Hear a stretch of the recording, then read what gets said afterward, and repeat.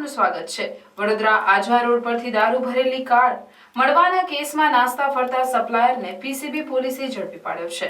જો કે પકડાયેલા સપ્લાયરને દારૂ આપનારને શોધખોળ ચાલુ છે।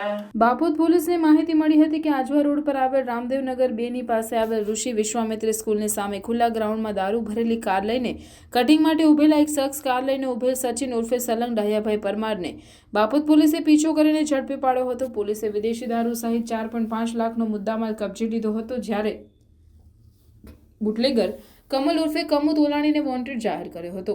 પીસીબી પોલીસને માહિતી મળી હતી કે કમલ ઉર્ફે કમુ તોલાણી વારસિયા લીલાશા હોલ નજીક ઊભો છે।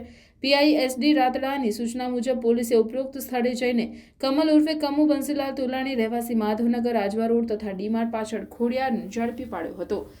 કમલ સામે મારામારી અને પ્રોહિબિશનના કુલ 21 ગુનાઓ દાખલ થયા છે।